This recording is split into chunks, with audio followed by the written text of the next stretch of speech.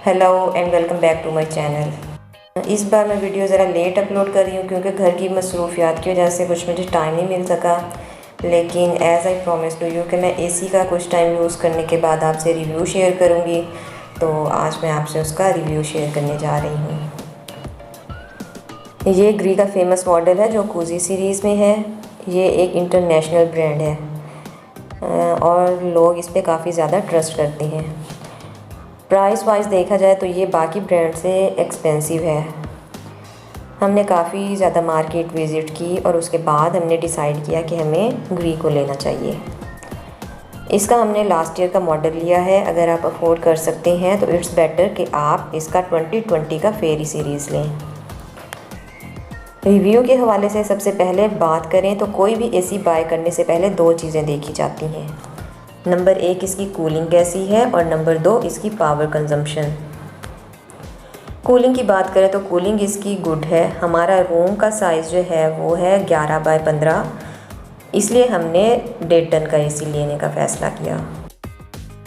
जब हम इसे ऑन करते हैं तो 26 पे ऑन करते हैं। ऑन होने के बाद विदिन 15 मिनट्स हम इसको 28 पर कर देते हैं और ये 28 पर ही रहता है। कूलिंग इतनी होती है कि रूम में जो वार्डरोब है उसके अंदर मौजूद चीज़ें वो भी काफ़ी ज़्यादा ठंडी महसूस होती हैं। और हमारा ये मानना है कि अगर इसकी कूलिंग ज़्यादा है तो इसकी पावर कंजम्पशन भी ज़्यादा है as compare to other brands जो पाकिस्तान में अवेलेबल हैं, जैसा कि डॉलेंस हो गया, हायर, पेल, ओरिएंट और इसके अलावा दूसरे भी, वो भी आप ले सकते हैं। लेकिन जो इसकी कूलिंग है वो मुझे बाकियों से लगता है कि ज़्यादा है। इसके अलावा मेरा ये भी मानना है कि अगर इसकी cooling as compare to other brand ज़्यादा है तो यकीनन इसका बिल भी ज़्यादा आएगा, क्योंकि इसकी पावर कंजम्पशन भी मुझे ज़्यादा फील हुई है।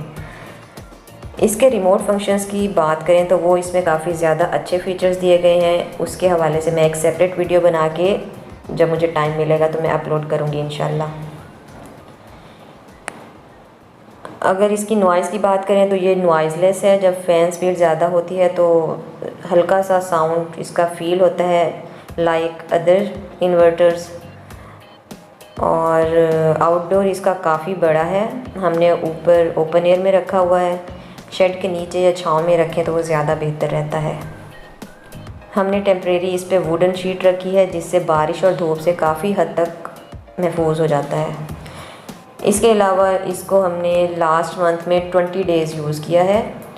तो 20 डेज़ में जो एसी के हमारे यूनिट कंज्यूम हुए हैं वो हैं 416 यूनिट्स, जबकि हमारा एवरेज जो यूजेस था पर डे वो था 12 आवर्स। मतलब एक दिन में हम 12 घंटे इस्तेमाल करते थे एसी और ज़्यादातर 28 पर ही चलाते थे।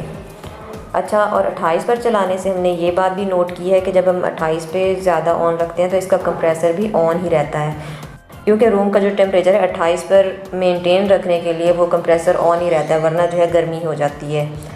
तो अगर 26 पे चलाएं तो 26 पे क्या है कि जब रूम का टेम्परेचर मेंटेन हो जाता है तो कंप्रेसर जो है ट्रिप कर जाता है, बंद हो जाता है, और फिर जब दोबारा से कूलिंग ज़रा कम होने लगती है तो फिर से कंप्रेसर ऑन होता है। तो इससे मुझे ये फील हुआ कि कंप्रेसर ऑन रहने से भी हमारी जो बिजली कंजप्शन है, पावर कंजप्शन है, वो ज़्यादा हो जाती है।